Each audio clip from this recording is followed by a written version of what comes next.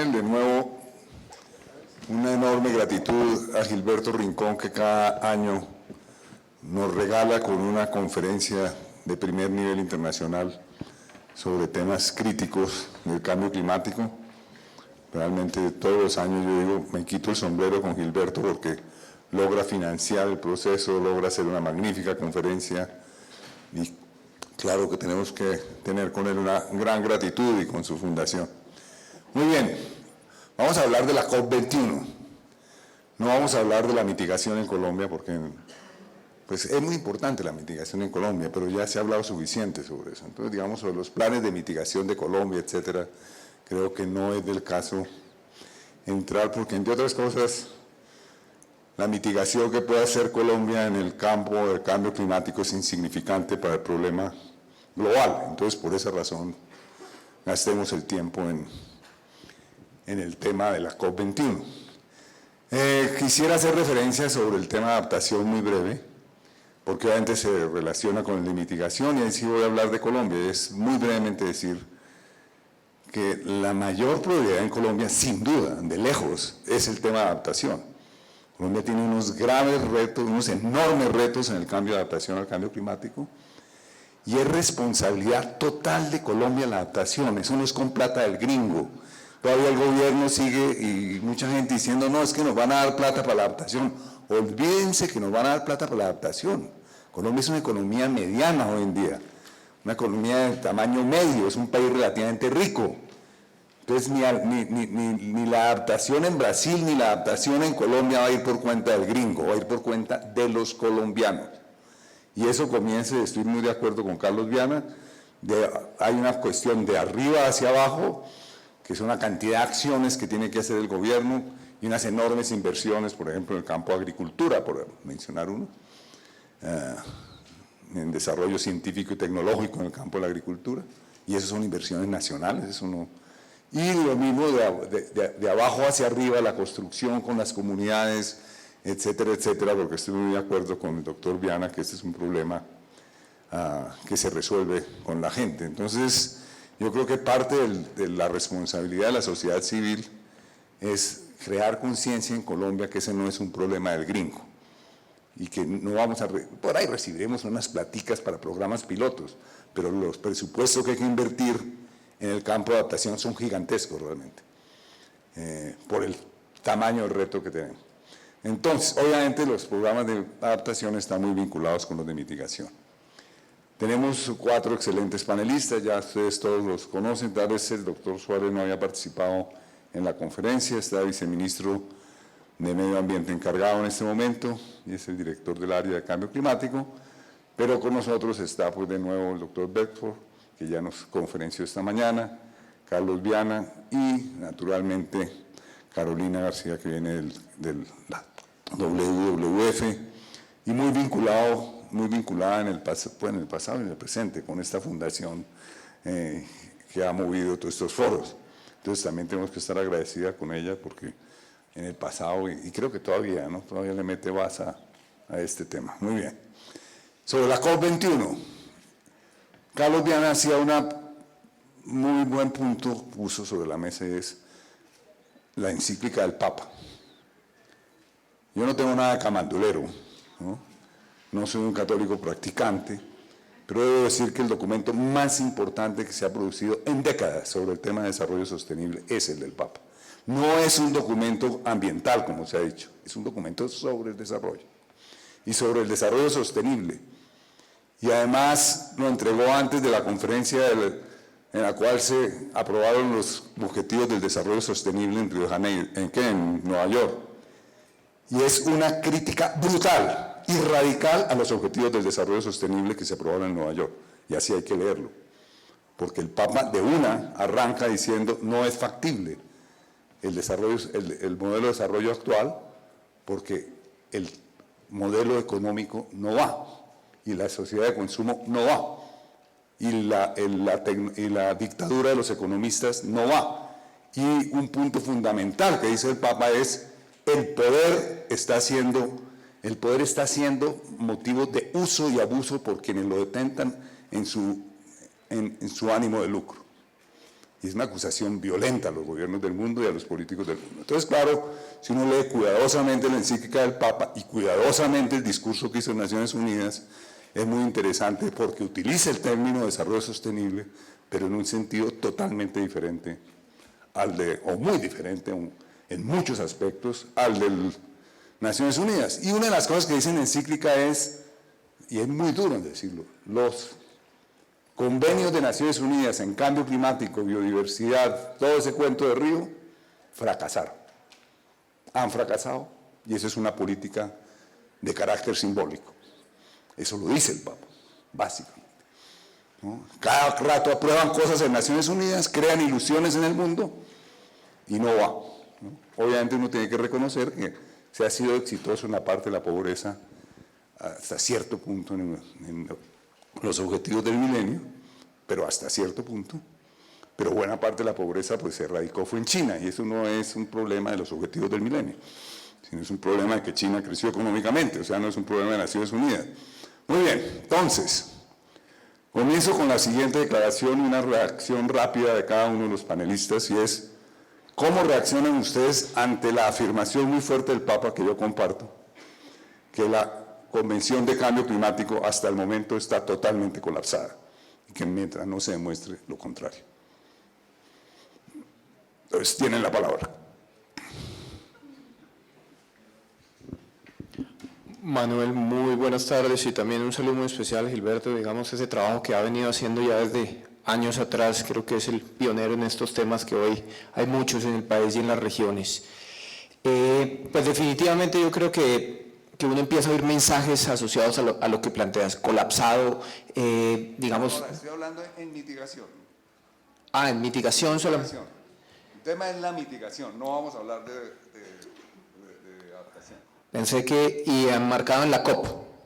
Bien, entonces, lo primero, hoy podríamos estamos viendo un escenario político muy grande, hay movimientos políticos muy grandes que antes no se estaban dando, entonces uno puede decir, bueno, posiblemente el presidente de Estados Unidos está haciendo un ejercicio muy grande, lo que mencionas también del Papa, muy grande, lo que está haciendo, digamos, Alemania es muy grande, lo que lograron una semana atrás con la India, que se esperaba que fuera uno de esos países que no presentara una contribución, fue también importante porque eso se dio al más alto nivel político, lo que se hizo con China, entonces eso nos cambia un poco, digamos, el escenario político de lo que pudo ser Kioto, Copenhague, eso nos está cambiando un escenario político. A hoy tenemos ya la presentación del 85% de las emisiones en las contribuciones, entonces uno dice que parece que hay un escenario político diferente a lo que pudo estar sucediendo en años atrás. Entonces, en términos de mitigación, creo que sí hay un escenario político que de pronto nos lleve, digamos, a un acuerdo en París, y seguramente preguntas posteriores vendrán si el acuerdo de París va a ser suficiente o no,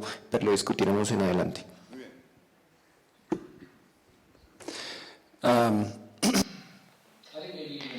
Pienso que quizás hace 4 días, tal vez no necesito traducción. Tal vez hace unos 4 días yo habría tenido un comentario un poco más negativo con respecto a la pregunta, de acuerdo con Manuel y con lo que ha dicho el Papa, pero esa fue la base de mi presentación. Creo que estamos viviendo en un mundo increíblemente distinto ahora en comparación con lo que se tenía en Durban, en Cancún, en Copenhague, en Varsovia, en Lima. Hay un reconocimiento cada vez mayor en el sentido de que la manera en que hemos concebido el cambio climático, lo hemos abordado, cómo lo hemos debatido cuando hablamos de biodiversidad, de ética, de la economía, todos estos aspectos han establecido barreras entre nosotros y nos han impedido pensar de manera más integral en cómo abordar todos estos problemas. Todos los problemas, si fueran integrados, las soluciones también tendrían que ser integradas, y estas barreras, de hecho, durante los últimos 20 años han hecho que fracasemos en cuanto a la mitigación del cambio climático. Si nuestra meta consiste en estabilizar el clima, en que se vea la estabilización del clima, sin duda alguna, eso es absolutamente cierto, pero estamos estamos viviendo un mundo completamente diferente si hablamos del COP21 en París, porque repentinamente los países ahora ya están hablando no de reducir las emisiones equivalentes de CO2 en 45%, sino además están diciendo que estos son los pasos que vamos a tener que tomar. Estas son acciones concretas y específicas que nosotros mismos vamos a implementar y con la esperanza de contar con los recursos para hacerlos. Es el otro beneficio enorme que vemos en el del COP21, el dinero. Espero que tenga éxito porque esperamos que sí haya recursos financieros. Los países están analizando esto y viendo realmente de qué son capaces. Y con la iniciativa de la coalición del aire limpio y otras iniciativas, no se trata únicamente de la mitigación. Colombia, por ejemplo, como ya lo dije, emite la mitad del 1% de CO2 equivalente y emisiones de gases de efecto invernadero, un número absolutamente ridículo.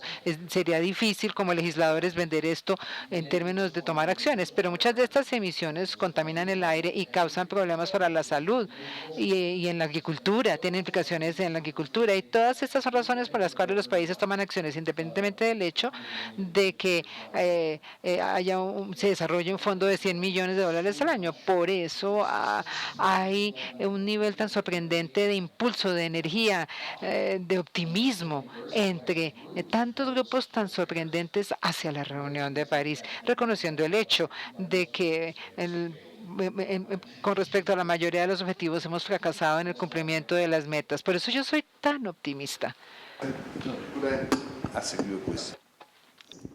But in the case of the United States, parte del optimismo tiene que ver con Estados Unidos por el hecho de que Obama tomó unas medidas muy fuertes basadas en el Clean Air Act, con el objeto de que Estados Unidos llega con una buena talante. Pero claro, el riesgo que tiene el mundo es que eso con el cual se ha comprometido el presidente Obama se ha echado atrás en el Senado de Estados Unidos. Porque evidentemente seguimos teniendo un Senado en Estados Unidos. Yo le he hecho muy cuidadoso seguimiento al Senado de Estados Unidos desde hace 25 años en relación con el cambio climático. Nunca en la historia de Estados Unidos había habido un Senado republicano tan tenazmente opuesto al tema de la mitigación del cambio climático. Y uno tiene que recordar que el presidente de la Comisión de Ciencias, el presidente de la Comisión de Presupuesto y el presidente de la Comisión de Medio Ambiente son negadores del cambio climático o lo ponen en cuestión. Entonces, digamos, me da la impresión, y quería preguntarle a usted cuál es su sentimiento, de que claro, ahorita hay optimismo porque el presidente Obama se la jugó, pero el presidente Obama se va, ¿no? Y pronto. Y obviamente se la está jugando toda, pero ese juego que ha hecho el presidente Obama puede tener bad news y ser echado atrás parte de sus medidas. Entonces, ¿dónde quedaríamos en ese caso? Voy a tratar de contestar muy rápidamente. Estados Unidos es singular en el mundo por muchas razones. Siendo norteamericano me encanta poder decirlo, pero cada país es singular también. El Partido Republicano y el Conservador es único en el mundo por ser el único partido en el único planeta importante que activamente niega que se está dando un cambio en cuanto al clima. Y eso representa un desafío espectacular y no tengo una respuesta sobre cómo hallar una solución a su oposición al cambio climático, excepto diciendo que si entendemos los compromisos de INDC en Estados Unidos son importantes una vez empecemos a tomar los pasos necesarios. No se trata de los políticos quienes son los problemas, sino los que hacen cabildeo. Ellos son los del problema, quienes consideran que van a ser afectados por la mitigación del cambio climático. Pero una vez empezamos a tomar pasos concretos hacia las acciones de mitigación, tengo mucha confianza en que la gente va a ver no solamente lo fácil que es, sino lo poco costoso que es y la multitud de beneficios que se derivan de esas acciones, y vamos a ver que habrá una reducción enorme en la cantidad de cabildeo en contra del cambio climático, en particular en Estados Unidos, independientemente de quién llegue a ser nuestro próximo presidente después de Barack Obama. Pienso que el avance, el progreso, el impulso, el momento va a suceder y tan rápido como tiene que suceder con base en lo que dicen los científicos que trabajan con el clima. Yo tal vez diría que no, pero vivimos en el mundo que nos tocó y entonces yo Bueno, Manuel, yo creo que fue muy provocativo todos sus puntos. Yo estoy de acuerdo totalmente en el tema de la adaptación. Yo creo que es una agenda nacional que tenemos que cuidar nosotros. Y no es solamente una cuestión de plata, es una cuestión de estilo de desarrollo. Muchas veces no cuesta más, es más bien escoger mejor las opciones que uno tiene. Sobre el tema de la encíclica del Papa, bueno, yo estoy de acuerdo que es un documento importantísimo. Y yo haría en un análisis del documento del Papa dos distinciones o dos perspectivas. La primera es del contenido. El contenido, de hecho, es muy bueno. Yo tuve la oportunidad de compartir en el lanzamiento de la encíclica con el Monseñor Marcelo Sorondo, que es el chanciller del Vaticano, que está a cargo de toda la base científica de esto. Es el chanciller de la Pontificia Academia de Ciencias. Tiene 35 premios Nobel. Entonces, tiene mucha consistencia desde el punto de vista científico. No voy a decir desde el punto de vista teológico, porque eso no manejo. Pero la otra perspectiva es desde el punto de vista político. El impacto político es fuertísimo. En Estados Unidos yo estaba ahí también cuando estaba el Papa en la ONU y en el Congreso y todo esto. Seguí de cerca esto. Fue muy impactante.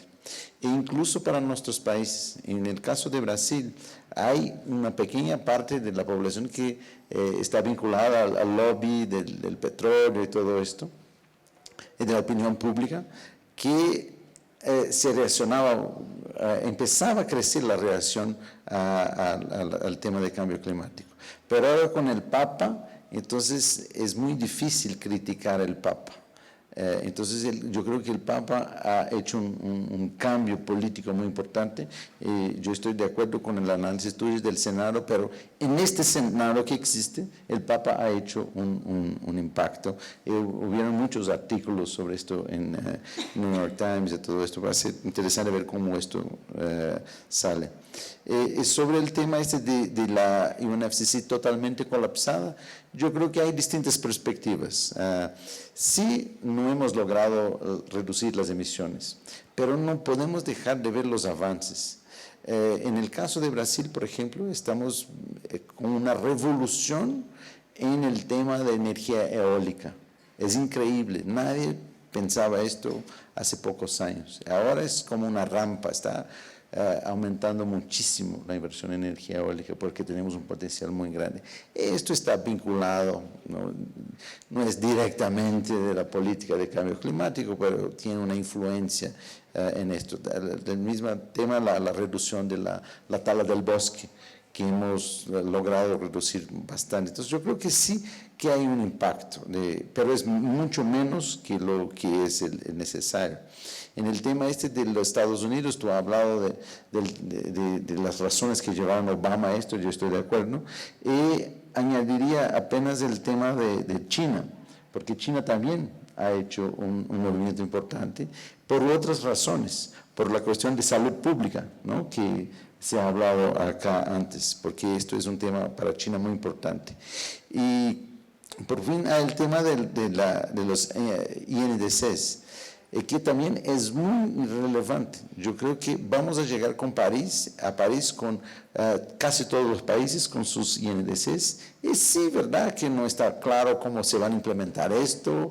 Probablemente yo creo que todos los países no lo tienen muy claro cómo van a lograr esto.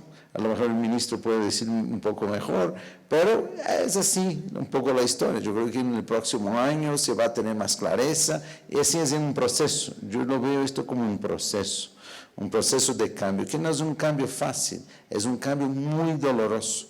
Un ejemplo que el colega de WWF dijo, nosotros acá tenemos que cambiar, ¿no?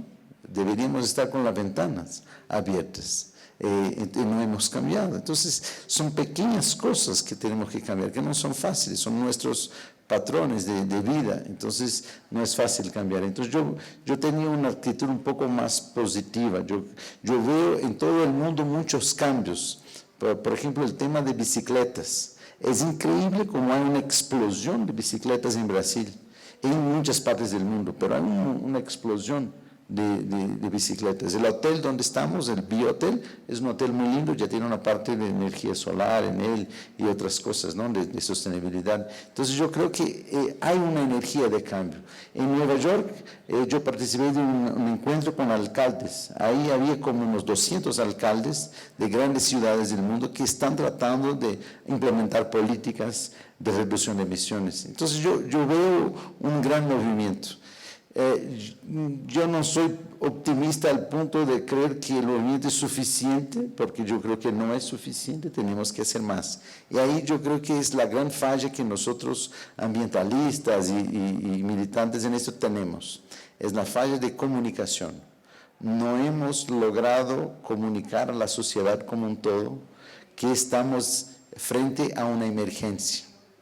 Y porque si no logramos esto, los políticos no van a responder de la manera que queremos, las empresas no van a responder de la manera que queremos. Entonces yo creo que un gran desafío que tenemos es comunicar esto mejor al ciudadano común, no al grupo como este acá, que es más bien de expertos, de personas que están interesadas en esto. Bueno, muchas gracias, Manuel. Yo pues primero quiero decir que me siento muy feliz de hacer parte de la familia de CEID, como dijo Manuel, y también de la familia Panda. Creo que la pregunta es muy importante. Entiendo por qué hay escépticos. Si vemos desde épocas preindustriales, las emisiones solamente han subido y no han parado de subir. Entonces es razonable pensar que el proceso internacional ha colapsado. Yo no comparto esta opinión, afortunadamente, porque me queda bastante tiempo por trabajar en este tema y no me gustaría volverme escéptica tan pronto, pero creo que el error ha sido pensar que el proceso internacional es el único espacio de lucha o la solución. En WWF nosotros tenemos pues un mensaje muy importante, y es que París no es un destino final, París es una parada. Es otro espacio de lucha muy importante, porque es un espacio donde tenemos a 196 países. Es muy difícil tomar decisiones contundentes, concretas y ambiciosas con 196 países que además se tienen que poner de acuerdo, porque las decisiones en el derecho internacional ambiental se toman por consenso, es decir, la falta de oposición. Los negociadores muchas veces dicen que eso significa estar equally unhappy, que todos queden igualmente insatisfechos con el resultado. Entonces, mi mensaje es que las negociaciones son importantes. Al igual que Virgilio, considero que no tenemos que dejar de lado que han habido avances importantes, pero también entender un poco su naturaleza y más bien salirnos de París, salirnos de la COP de París y del proceso de la Convención Marco de Cambio Climático. ¿Por qué? Porque afuera de París están pasando cosas muy interesantes, como la encíclica del Papa que mencionaba Manuel. ¿Quién se iba a imaginar que la encíclica papal de uno de los líderes más importantes del mundo iba a tratar sobre cambio climático? Creo que hace 10 años esto hubiera sido impensable. También ayer estuvimos hablando del rol del sector corporativo. Las empresas en este momento se están movilizando, no por filantropía, sino porque es buen negocio hacerle frente al cambio climático. De la lista de las 500 empresas de la revista Fortune, 215 ya tienen targets específicos de reducción de emisiones, de eficiencia energética, de energías renovables. El sector financiero tiene un rol enorme que jugar. Ayer hablamos de los activos inmovilizados, o en inglés stranded assets, y la sociedad civil se está montando en un movimiento climático cada vez más robusto, cada vez más poderoso. Tenemos a las universidades del mundo diciéndole no a los combustibles fósiles. Inclusive en Oxford decían que el movimiento de desinversión en combustibles fósiles, o el movimiento global de divestment, es mucho más poderoso en este momento que inclusive el movimiento de desinversión que ocurrió con el tabaco, con la industria tabacalera y con el apartheid. O sea, los combustibles fósiles están volviendo el nuevo tabaco. El año pasado en Nueva York salieron 400.000 personas a marchar. Eso también hubiera sido impensable hace 20 años. Así que yo creo que el mundo está cambiando muy rápidamente. Estamos en un momento clave. Lo que dijo Obama, que somos la primera generación que siente los efectos del cambio climático y la última que tiene capacidad para revertirlo, es clave.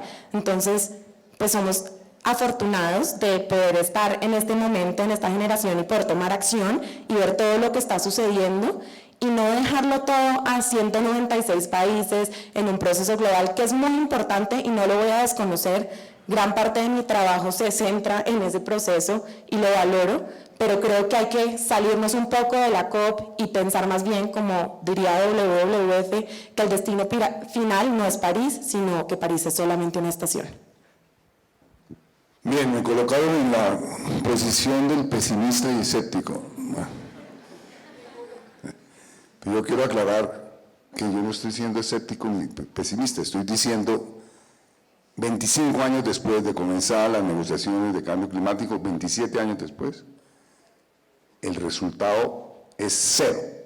¿Por qué estoy diciendo eso? Porque la tasa de aumento de los gases de efecto invernadero en la atmósfera ha aumentado en estos 27 años y sigue aumentando. La tasa está en aumento. Entonces, si eso no es un fracaso, ¿qué es un fracaso? Obviamente, reconozco, como es obvio, tengo toda la información y aquí ha sido mostrada en este foro, de muchos esfuerzos muy positivos. Obvio que sí. Que hay todo un movimiento de energías renovables, obvio que sí. Hay muchas cosas muy positivas que se están haciendo desde muy diversos sectores, pero la suma de eso no suma. Y al no sumar, entonces yo digo, mientras la tasa de gases de efecto invernadero sigue en incremento, Manuel Rodríguez considera que estamos fracasando, porque si no llamamos un fracaso, ¿a qué llamamos un fracaso? Y ese fracaso es muy grave, porque estamos hablando, hace 27 años, se decía que ya para esta época tendríamos que haber llegado al pic y estar en descenso. Y esas eran las previsiones hace 27 años. Yo estoy en este cuento del cambio climático hace 27 años y no lo he dejado un minuto porque obviamente es el tratado sobre el desarrollo, no es un tratado ambiental, es un tratado sobre el desarrollo más importante que existe en el mundo. Muy bien. Hay que hacer una aclaración, los 2 grados centígrados fue una negociación política, no es un producto de la ciencia. Esos 2 grados fueron productos de la política, porque cuando se fijaron ya era consciente el mundo que no era posible estar en 1 grado, que era lo aconsejable, o en 1,5 grados. Ya el clima está desestabilizado, por eso la adaptación. El objetivo de la Convención de Cambio Climático era que el clima no se desestabilizara, ya está desestabilizado. Se demostró que con menos de 2 grados centígrados ya el clima está desestabilizado. ¿Hasta dónde se va a desestabilizar? Además, ya se sabe que vamos a sobrepasar los 2 grados centígrados. ¿No? Que los 2 grados centígrados no es posible no sobrepasarlo. Entonces, eventualmente vamos a estar descachados como 1 grado o un poco más sobre lo que la ciencia sí decía. Muy bien, entonces esa es la situación. Muy bien, pero entonces yo quisiera hacer una pregunta. Por un lado están las negociaciones de cambio climático y por el otro lado está el tratado con más dientes que existe en el mundo, que es la Organización Mundial de Comercio. Y hay diversos estudios que muestran que las reglas de la Organización Mundial del Comercio, que es el tratado multilateral con más dientes, repito, que existe en el mundo, que es obligatorio, que a un país lo sancionan y le pegan una cuestión muy complicada, etcétera, etcétera. El comercio es lo que manda en el mundo, no es la Convención de Cambio Climático. Ese tratado, según hay diferentes documentos, ha ayudado a carbonizar la economía y la sigue carbonizando. Y hay diferentes, por ejemplo, la agricultura está montada sobre ese tratado. La agroindustria que se generó en los últimos 20 años es producto de ese tratado. Y es una agricultura que se ha carbonizado profundamente.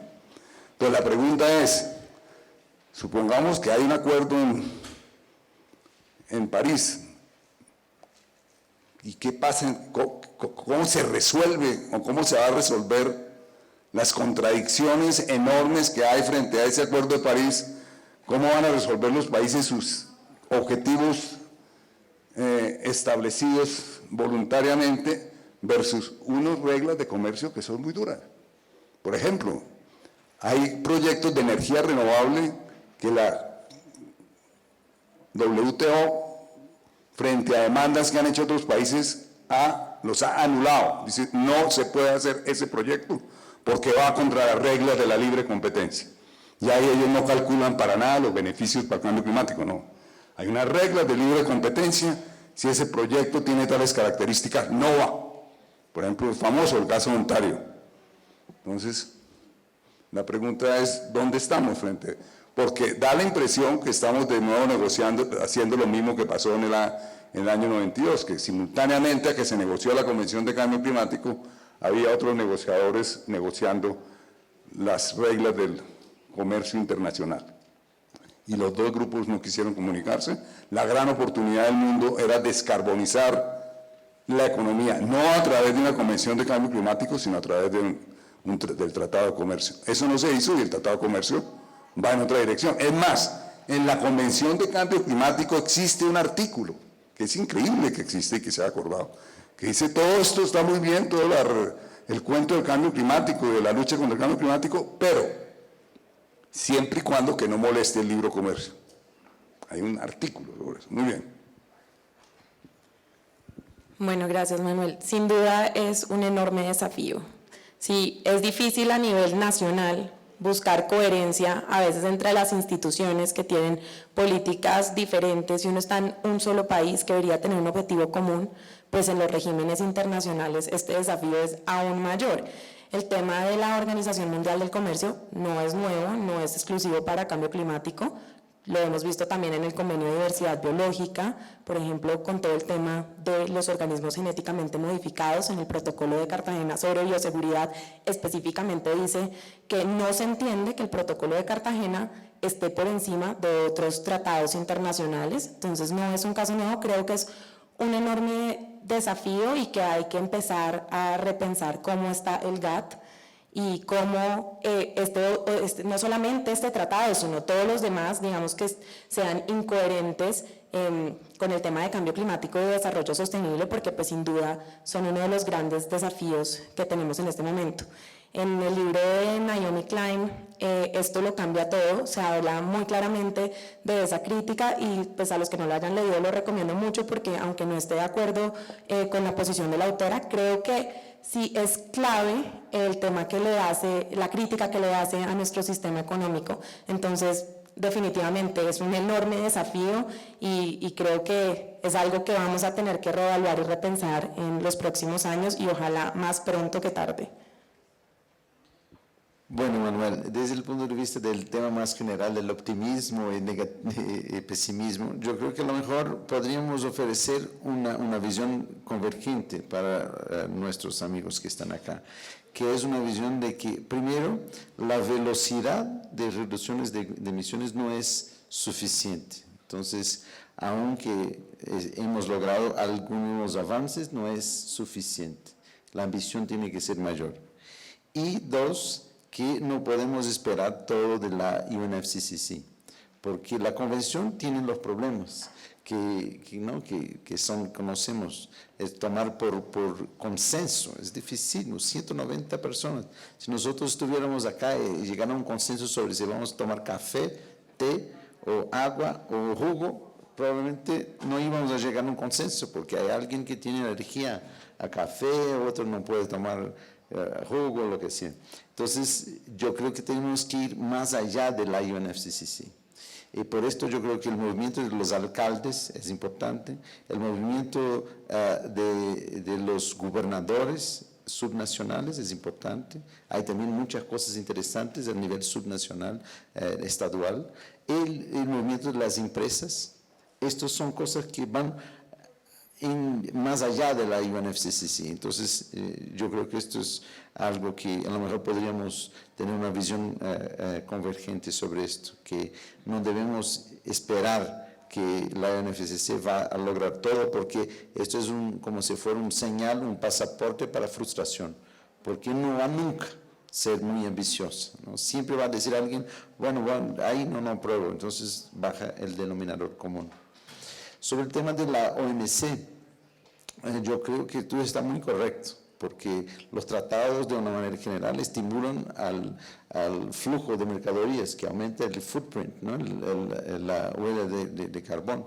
El más reciente tratado de Pacífico Ahora con Estados Unidos ¿no? y Colombia incluso, y varios otros países van a aumentar esto, el flujo de mercancías y todo esto. Entonces, yo no conozco ningún estudio hasta el momento sobre el impacto del tratado nuevo sobre el aumento de emisiones, pero seguramente van a aumentar las emisiones. Pero hay cosas interesantes sobre el tema del comercio que están en la mesa. El carbon tax.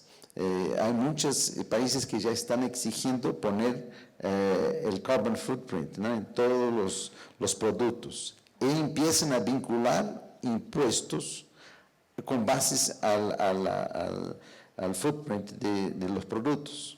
¿Cómo se dice footprint? Huella, ¿no? Huella. Entonces, esto es un mecanismo que hay que desarrollar más. Yo creo que el punto de la OMC es muy importante y debemos trabajar en esto, en las contradicciones que hay. Y ahí a lo mejor es un tema para los que están en este trabajo ahí de activismo, desarrollar soluciones creativas, nuevos mecanismos para esto. Yo creo que el tema de tasa de carbono es muy, muy interesante como un instrumento para compensar un poco el impacto de carbonización de las políticas de las OMCs. Y no solo la política de las OMCs, hay otras políticas que son contradictorias. En el caso nuestro acá, de Brasil, de Colombia, las políticas agrarias de expansión de la agricultura en áreas de bosques son contradictorias. En el caso nuestro de Brasil, la inversión en buscar más petróleo en el océano es contradictorio, ¿no? Con esto. Entonces, tenemos muchas contradicciones, pero yo creo que yo vuelvo al tema de la conciencia de la población. Tenemos que hacer cada vez más un tema que la opinión pública pueda presionar a los políticos y las empresas, porque ahí sí logramos tener más chance de aumentar la velocidad de cambio.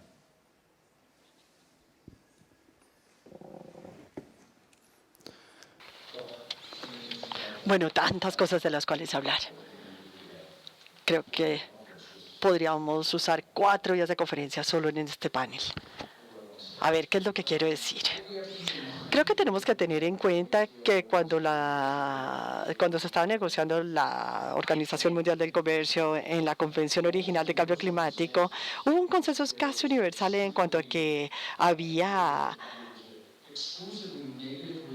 una relación exclusivamente negativa entre la mitigación climática y el crecimiento económico. No había ningún beneficio, no había ninguna armonización, no se podía lograr crecimiento y al mismo tiempo reducir las emisiones. No se podía desconectar el PIB de las emisiones. Estamos en un sitio totalmente diferente hoy en día. No quiere decir que lo estemos haciendo muy bien, que la Organización Mundial del Comercio haya logrado cambiar la manera como las cosas operan y las decisiones que toman en relación con violaciones comerciales y otras cosas. Pero bueno, es nuestro comercio, los mismos que estuvieron en la Convención Marco, en el Protocolo de Montreal, somos los mismos. Podríamos armonizarlo si quisiéramos y ciertamente el movimiento que hemos visto en los últimos 5 años aproximadamente ha sido hacia la armonización y hacia demostrar que todos estamos trabajando mancomunadamente por nuestros beneficios mutuos y que creo que también diría que, a ver, el COP de Durban, la COP de Durban, cuando la conferencia de las partes de Durban se terminó, lo único que logramos con éxito no permitir que la UNFCCC tuviera una muerte ignominiosa. Yo honestamente creo, y le dije a muchos, que simplemente debíamos dejar que muriera. Y en Varsovia estaba pensando en la idea que de pronto deberíamos matar a esta UNFCCC antes de que ella nos mate. Y lo creía firmemente, pero creo que hoy en día estamos en un punto muy diferente. Y creo que pienso así debido al liderazgo de Colombia, y corríjanme si no, porque ustedes saben mucho más de esto. No podemos deshacernos de ella porque necesitamos una fuerza unificadora que nos les diga, si estamos tratando de, con todas estas acciones en todo el planeta, con miles de millones de personas luchando por resolver este problema, tiene que haber alguien allí que sirva de agregador para reunirnos, para decirnos, estamos caminando en la dirección correcta, para poder corregir esa narrativa. Pero con estos INDCs guiados por Colombia y otros, lo que resulta verdaderamente emocionante es que estos, si no son sorprendentes o increíbles compromisos hacia la reducción, pues la idea todavía no está bajo un acuerdo, no es un evangelio, no es la Biblia, pero es apenas un comienzo.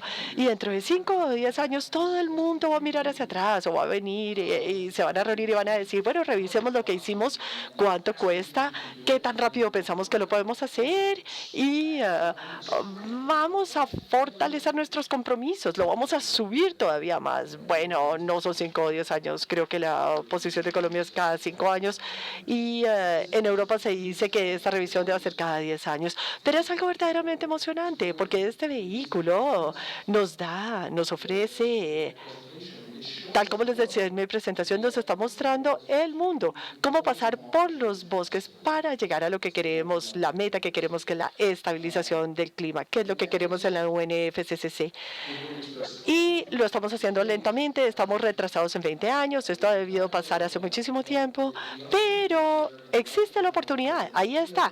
Y ahora, más que nunca antes, creo que soy un convertido, creo que necesitamos la UNFCCC y que de todas maneras podemos fracasar otra vez, sí, es cierto, podemos fracasar en París, pero si no lo hacemos vamos a estar en un camino muy interesante y muy emocionante. Y ya he hablado demasiado, creo que ya he estado en Colombia demasiado, así que no voy a alargar más intervenciones. Bueno, quería contar una anécdota bien rápidamente sobre Brasil. Estaba en Lima el año pasado y tuve el gran honor de estar almorzando con un representante del Ministerio de Salud de Brasil. Y estaba hablándole de por qué no se adherían al acuerdo de cambio climático, y había una buena razón, y decían, no, necesitamos estas emisiones para transporte y para quemas abiertas, y emisiones de metano de las basureros municipales, las implicaciones que tienen, etcétera. Yo les decía, bueno, políticamente es probable que no nos unamos, pero no quiere decir que no lo estemos haciendo por nuestro lado, por nuestras propias razones. Y me decía, en el Ministerio de Salud defendíamos reducciones en los niveles de materia particulada fina, no por las razones que usted usa, sino por adaptación, porque si logramos mejorar nuestra salud pública, estaremos reduciendo la vulnerabilidad de nuestra población ante impactos extremos en el cambio climático. Yo le dije, no me importa que lo traiga a la mesa, ¿por cuáles razones? Estamos trabajando juntos en todo esto. Y esto es lo que está pasando en este momento. No me importa por qué está ahí, la meta no tiene que ser los 2 grados centígrados, que es una criatura política. Sí, estoy de acuerdo con que no tiene una base científica para estos 2 grados, o la cantidad de CO2, que es una fantasía total, la que ha sido establecida. Eso sí les puedo contar historias de eso, pero sea lo que lo ponga acá en la mesa, ya sea por agricultura o estabilización del clima o crecimiento económico o reducir el aumento del nivel del mar, por lo que sea, todos estamos empezando a reconocer cada vez más ahora que podemos mejorar. Bueno, esto se puede mejorar, pero todos estamos reconociendo que todos tenemos razón para sentarnos alrededor de la mesa y ver que hay cosas muy concretas que podemos hacer juntos que nos ayudará a llegar a nuestras metas exactamente al mismo tiempo. Y esto es algo verdaderamente emocionante. Y en este momento, en donde está el punto de las negociaciones de la UNFCCC, pues se está alineando para hacer el vehículo que nos logre alinearnos para sacar esto adelante y hacer de este éxito una posibilidad real. Creo que quiero recoger algunos de los temas y entrar a la pregunta de Manuel. Y es, si bien Colombia emite muy poco, entonces les voy a hacer un símil. Y entonces uno se pone a pensar en Nairo Quintana. Nairo Quintana lo ve boyacense, chiquito, pero ha movido todo el país. Y ha movido toda una comunidad, ha movido un mundo para que nos haga creer que sí se puede. Entonces, Nairo es como esa semillita que nos han sembrado, y yo creo que Colombia ha hecho un poco lo mismo en este mismo tema de cambio climático. Creo que pues me siento mal que ya me dijeron ministro, no, soy por casualidad viceministro, pero soy solo director, y Colombia sí, digamos, ha tenido un rol que ha logrado como mover uno de los temas, y Manuel lo planteaba, si hoy la adaptación está en este acuerdo, es quizás por el liderazgo de Colombia, no mío, ¿sí?, pero de mis antecesoras, porque también hay que reconocer que tenemos una política de género en la negociación. Entonces, esas antecesoras han venido y llevando el tema de adaptación, y por eso lo hemos puesto donde hoy está. En ese marco yo creo que hay dos temas que hay que tener en cuenta: la juventud. Es decir, si uno mira, hay unos nuevos negociadores en los diferentes países que son mucho más jóvenes, que desde pequeños seguramente han venido con esa cosita ahí de reciclaje, y pues obviamente uno tiene que ser coherente, como decía Carolina, y ese es un tema que ahorita lo miramos, y es ser coherente en lo que está haciendo en la vida. Dos, la migración aquí nos ayuda. Si uno mira los jefes de las delegaciones, algunos son hijos de migrantes de México, Etiopía, Kenia, y están representando Estados Unidos, Unión Europea, y eso seguramente también dicen, oiga, hay unas regiones de mis países que han sufrido los embates fuertes del cambio climático y no tenemos cómo manejar estas cosas, pero están negociando por un país desarrollado. Entonces ahí el migrante también nos ha jugado un papel positivo que haga que tengamos este entorno que, como todos, creo, casi todos, vemos como positivo, independiente de que se sigan subiendo las emisiones, quizás no a la tasa como tal, pero la población también sigue creciendo, entonces hay una cuestión de cómo reducirla. Definitivamente el tema de comunicación, es decir, si seguimos pensando que esto es un esfuerzo del gobierno nacional, perdimos. Si seguimos pensando que son esfuerzos solamente del sector privado, perdimos. Estos son esfuerzos nacionales, regionales, departamentales, locales, público, privado, financiamiento, academia, conciencias, jóvenes y todos los colombianos. Si no logramos que eso sea así, mejor dicho, creo que estamos perdiendo el año. Y concuerdo mucho con algunos de los panelistas, es un tema de comunicación, de saber decirle, abramos esa ventana y seguramente estaremos reduciendo las emisiones. Que el día de mañana que nos definamos a tomar una decisión, sea como esas campañas de obesidad en Estados Unidos, que uno vea esa guía nutricional, que uno tome una decisión asociada a una guía de consumo de agua, consumo de energía, generación de emisiones, no sé qué. Eso va a pasar, ¿sí? Y ya está pasando, porque nosotros decimos que hoy nuestra libra de café está a 1.5, 1.7, $2, pero la de Costa Rica está a 6, 7 dólares. ¿Por qué? Porque han establecido una política de baja huella de carbono y se lo venden a una población que está consciente de que pueden comprar independiente e incluyen el transporte que va de un puerto al otro, lo incluyen, pero sigue siendo de bajo carbono. Entonces, esa agenda, por más de que no esté en el marco, digamos, de la Organización Mundial del Comercio como tal, sí se está negociando, digamos, entre los países, y hay un factor diferenciador que está generando esos procesos que vean y que le pueda llegar uno a ese campesino que ve una posibilidad que dice, yo no tengo cómo sacar mi kilo de café a tal precio, pero sí lo puede sacar, si lo hace bajo carbono, lo puede sacar a 3, 4, 5 veces más.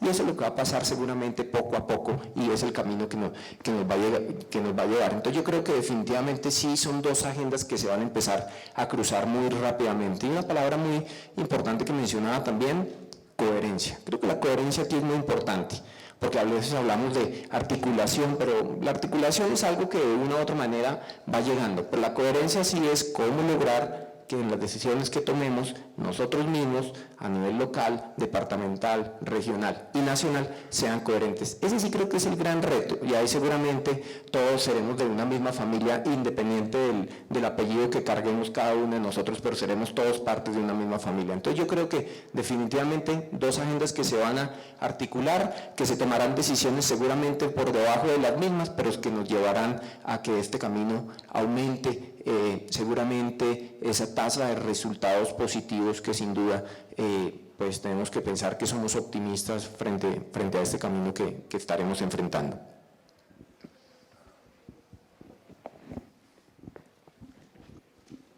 Bien, de nuevo con respecto a París, claro, yo pienso que estos objetivos de carácter voluntario tienen gran importancia, no me cabe la menor duda, y es un gran logro que la negociación haya ido hacia allá. Pero a mi juicio, ese logro va a depender exclusivamente de si en París se establece un sistema de verificación y monitoreo con grandísimos dientes. Si no se logra acordar, finalmente, a mi juicio, pero me gustaría sus reacciones, finalmente la negociación de París en el campo de mitigación es si se establece o no un sistema de monitoreo y verificación. Con dientes, ¿qué significa con dientes? Que una tercera parte independiente de los gobiernos verifique si el país está cumpliendo o no con sus propósitos que han sido establecidos voluntariamente. No puede ir tan allá el sistema de verificación como sancionar a los países, porque eso requeriría un acuerdo jurídicamente vinculante. Y es claro que Estados Unidos no aprobará en los próximos años ningún acuerdo jurídicamente vinculante. Entre otras cosas, evolucionamos hacia el tema de lo voluntario, porque Estados Unidos lo quiso así, para que se den cuenta qué quiere decir la influencia de un país en una negociación. Eso de los objetivos voluntarios no es una buena idea de nadie, es la respuesta que Estados Unidos ha dicho: nosotros no vamos con ningún compromiso jurídicamente vinculante, el Senado de Estados Unidos nunca lo aprobará.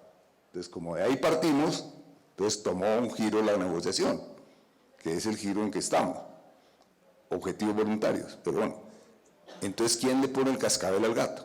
Si los objetivos son voluntarios, sin ningún tipo de verificación, quedamos en lo mismo. Porque la única forma de sancionar a un país globalmente es justamente que haya una tercera parte que establezca una monitorea, que tenga los recursos para hacer ese monitoreo, que tenga todos los fierros para hacer ese monitoreo y que denuncie públicamente a aquellos países que están jugando a no cumplir los objetivos. Y no a partir de informes nacionales, porque obviamente los informes nacionales pues se manipulan. Entonces, mi posición es que esta negociación de París sería exitosa si y solo si se establece un mecanismo de monitoreo suficientemente fuerte. Y digo, ahora, ¿qué quiere decir suficientemente fuerte? Pues quiere decir muchas cosas, porque hay muchos sistemas de verificación y monitoreo que son tremendamente débiles. Por ejemplo, Colombia presidió las negociaciones que condujeron al protocolo de Nagoya sobre biodiversidad, donde hay un sistema de verificación, pero toda la literatura de los especialistas dice que ese sistema de verificación del protocolo de Nagoya es de lo más débil imaginable que uno puede imaginarse. Y se dice lo mismo de los sistemas de verificación del protocolo de Cartagena, y estamos hablando de dos acuerdos jurídicamente vinculantes. Entonces, el punto sería que me gustaría oír reacciones sobre si si estarían de acuerdo o no, o tendría matices la idea de que lo de París sería exitoso si hay un sistema de verificación con dientes, y sería un nuevo fracaso si eso no existe. Bueno, muchas gracias, Manuel. Lo primero que quisiera decir es que hay que diferenciar entre el Acuerdo de París y las decisiones de la COP, porque hay unos puntos fundamentales que en este momento se están discutiendo, se están negociando. Todavía no hay nada establecido, tenemos un borrador ya de 20 páginas para empezar ahorita negociación en Bonn en una semana, y básicamente algunos de estos temas importantes van a quedar en el acuerdo y otros van a quedar en decisiones de la COP. La diferencia, claro, es el nivel de vinculante de estos dos tipos de instrumentos. Entonces, pues, aunque concuerdo y WWF también concuerda en que el sistema de monitoreo y verificación es fundamental, creemos que hay otros aspectos que también son clave para poder decir que hubo un acuerdo exitoso en París, y que creemos que son elementos que tienen que estar, obviamente, en el texto legal sería lo mejor, pero si no, también en decisiones de la COP, pero que no pueden quedar por fuera en todo caso.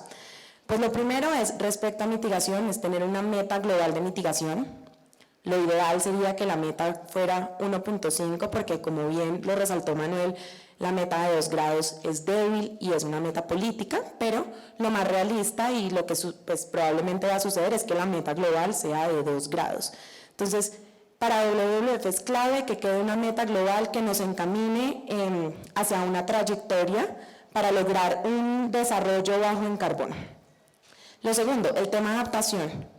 Para WWF y para Colombia, este es un tema crucial. Antes, digamos, en la Convención Marco de Cambio Climático, en el protocolo de Kioto, eran muy centralizados en mitigación.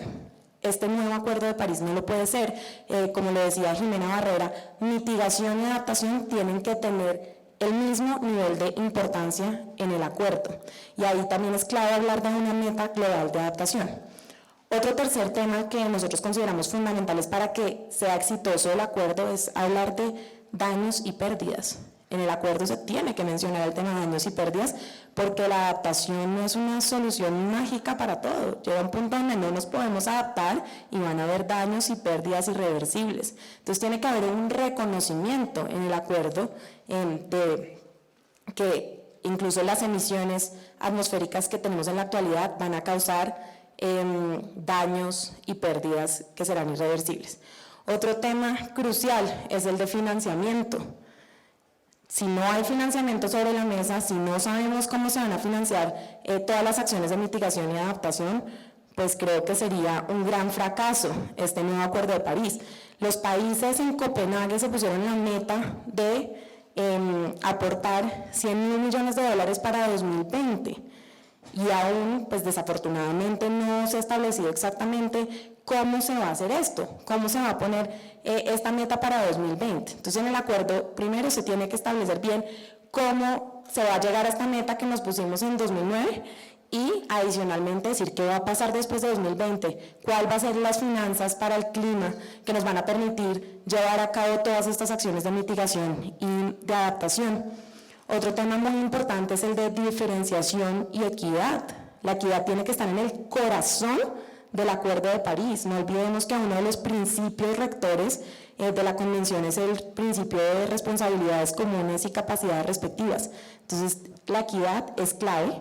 El tema de diferenciación es clave. En la Convención Marco de Cambio Climático y en el Protocolo de Kioto teníamos una diferenciación binaria de países anexo 1 y no anexo 1, que básicamente eran países en desarrollo y países desarrollados, donde solo los desarrollados tenían obligaciones cuantificables de mitigación.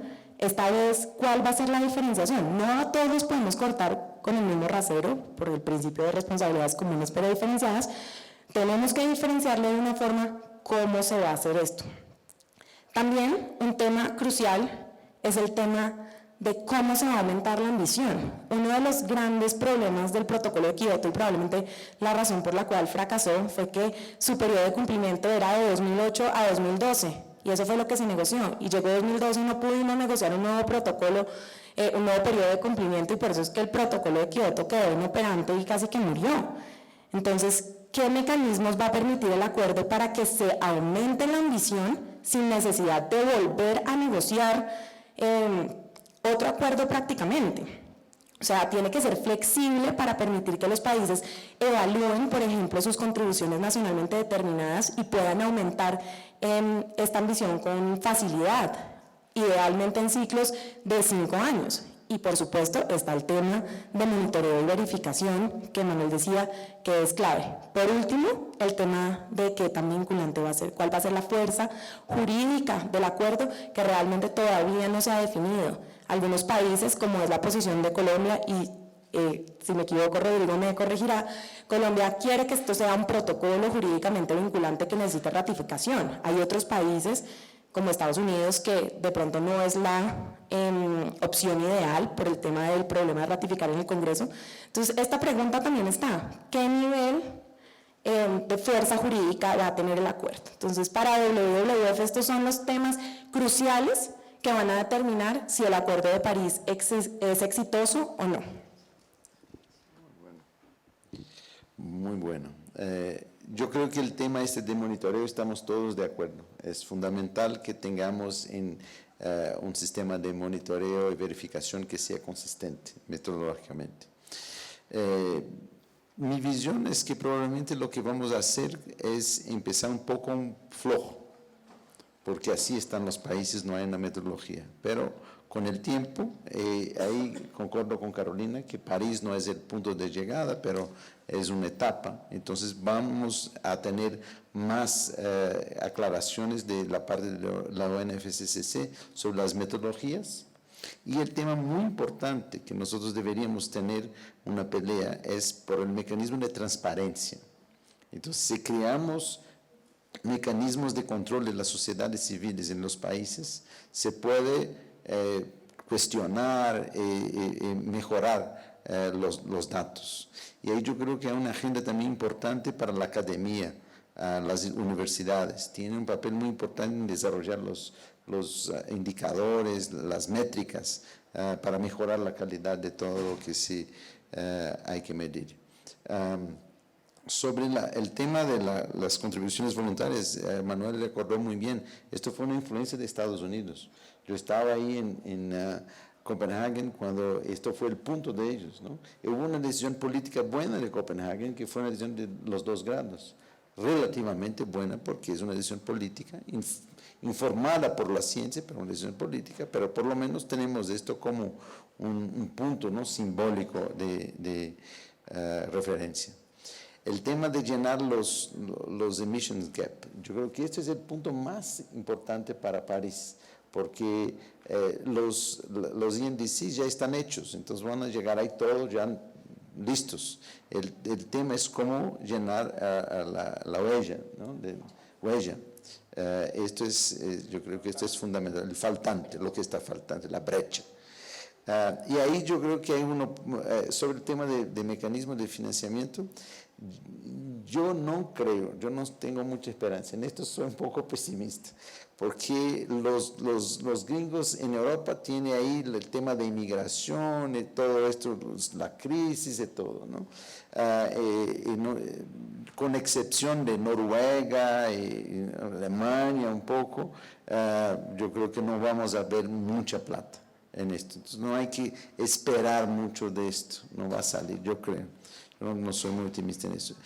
Ahí yo creo que a lo mejor hay una oportunidad de instrumentos de mercado.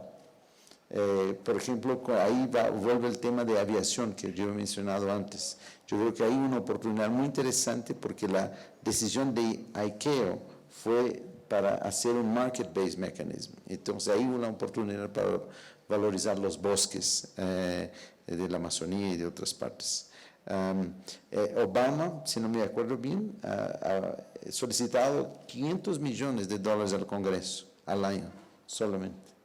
Y el Congreso no está muy favorable. Entonces, para llegar ahí a los 100.000 millones va a ser muy difícil, ¿no? Sobre el tema de mecanismos jurídicamente vinculantes, yo creo que sería muy importante, pero yo no tengo esperanza. Yo creo que esto no va a salir. Es wishful thinking. Estados Unidos no va a hacer, y si Estados Unidos no lo hace, entonces nadie lo hace también. Entonces, esta es mi visión.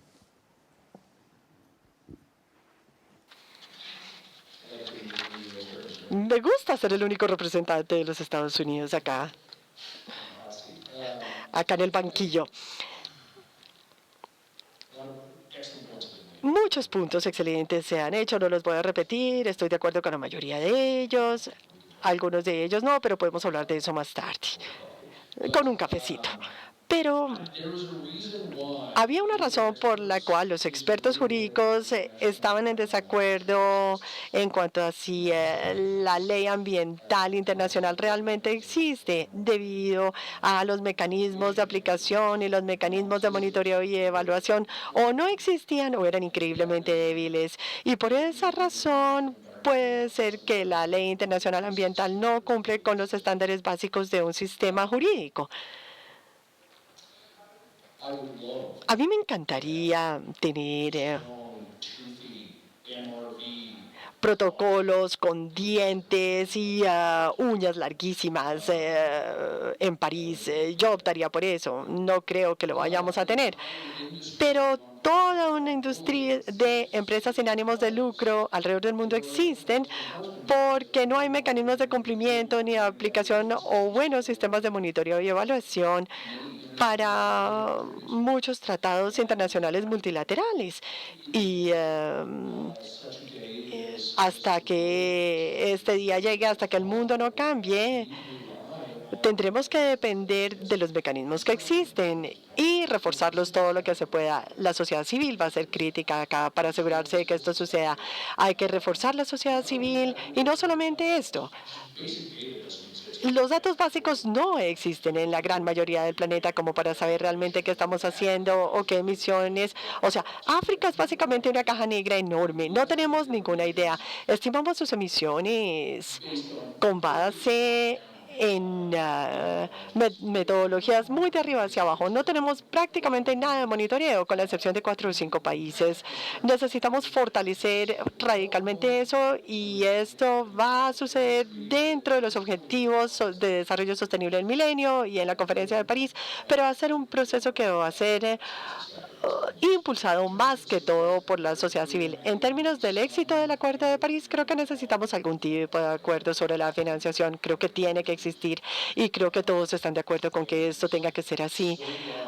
Siempre y cuando exista un sistema en donde podamos volver y de manera sistemática revisar lo que la gente haya hecho y podamos cuestionarlos o forzarlos o cuestionarlos para que lo hagan mejor en el mejor ciclo. Mientras no tengamos esto, consideraría un logro, un éxito que sería impensable el año pasado. Y estoy muy emocionado por esto. Pero hay un último punto acerca de los Estados Unidos, al país que a todo el mundo le encanta odiar. Y yo odio a los republicanos tanto como todos los demás. Estados Unidos es muy bueno en la negociación de acuerdos multilaterales y luego es muy bueno en no ratificarlos, pero de todas maneras cumplir plenamente con ellos. No quiere decir que vayamos a cumplir plenamente con el Acuerdo de París, pero hace 2 años, por ejemplo, me acuerdo que los Estados Unidos inició dentro del marco de las Naciones Unidas e hizo toda la parte de negociación para una convención de Naciones Unidas de no vender armas a organizaciones criminales y terroristas. Esa era una convención que fue hace 2 años o de pronto fue el año pasado. Y el mismo día que la Asamblea General acordó esta convención, el Senado de los Estados Unidos, guiado por los republicanos, aprobó una ley diciendo que era ilegal que Estados Unidos ratificara ese tratado. Cuando nosotros éramos los que habíamos iniciado todo el proceso y estábamos en cumplimiento pleno y cumplimos con todo ese tratado que era obviamente importante para nosotros por una buena razón. Pero sí, los Estados Unidos y el Partido Republicano y el Senado y el hecho de que el Senado tenga que ratificar todos los tratados, pues esto va a continuar desafiando todos los acuerdos internacionales a los que se lleguen. Pero yo no creo que debamos tomar esto como una razón para perder la esperanza o para pensar o que no se va a desarrollar ninguna acción. Me encantaría. Bueno, Colombia siempre ha estado de acuerdo con esto, pero en mi corazón sería ideal si llegáramos a algo jurídicamente obligatorio y que luego no lo vayan a ratificar, pero sería una vergüenza internacional si trataran de cumplir con el tratado sin ratificarlo. A mí me encantaría que sucediera algo así. Sería un éxito increíble en París. Quiero hacerle una pregunta y lo voy a hacer en inglés. Puesto que los republicanos son el mayor problema en la faz de la tierra, ¿cuál va a ser su estrategia para salir de los republicanos? ¿Cuál es la estrategia de la sociedad civil en Estados Unidos para demostrar cuán estúpidos, cuán tontas son estas opiniones, de alguna manera que la gente llegue a entenderlo, a comprenderlo y nunca vuelvan a votar por ellos? Bueno, pues mi pregunta puede parecer muy sencilla. ¿Cómo puedo destruir el segundo partido más poderoso en Estados Unidos? Creo que ya de hecho está sucediendo. Hay esperanza. El Partido Republicano es el partido nacionalista hiperconservador más extremo que hemos tenido desde la Guerra Fría en Estados Unidos fácilmente, y sucedió porque estaba tan desmoralizado después de Bush, no tenían líderes intelectuales, estaban desmoralizados, y en Estados Unidos solamente la mayoría de países tienen muchos partidos políticos, todos pueden expresar su voz. En Estados Unidos, en cada grupo principal tienen que encajar en alguno de los dos. Entonces, los demócratas o los republicanos tienen un ala de los que son absolutamente locos, que conforman, que representan solamente el 10% del partido. Algunos nunca tienen la oportunidad de decir nada, tenemos los locos, sabemos que están ahí, pero no tienen poder político. Lo que sucedió fue que Bush desmoralizó al partido político hasta el punto en que cuando vinieron las siguientes elecciones, ningún republicano votó. Los republicanos más moderados en los últimos 10 años dejaron de votar, lo cual significa que debido a que había dos sistemas políticos y se movilizó un grupo en los republicanos que eran el 10% de gente totalmente loca. Pienso que ellos creen que son más cuerdos que cualquiera, pero realmente no lo son. Y entonces había representantes de ese frente tan radical y tan extremo que no representan el 99% de Estados Unidos, pero nuestro sistema está diseñado de forma tal que tienen un enorme poder y que pueden hablar por el 50% de la población. Y lo bueno en realidad es que son racistas, xenófobos y están utilizando un voto, están acudiendo dependiendo de un voto predominantemente blanco, y hay unos que no aprecian ni entienden lo que está diciendo Trump, entonces sus votos se están reduciendo. Y en segundo lugar, por la encíclica del Papa, son muy religiosos, y hay bloques de republicanos que están saliendo hasta el punto, que se sienten frustrados, que no hay nada que hacer, pero la estrategia, es decir, el partido político que existe en los republicanos no va a existir en 5 años.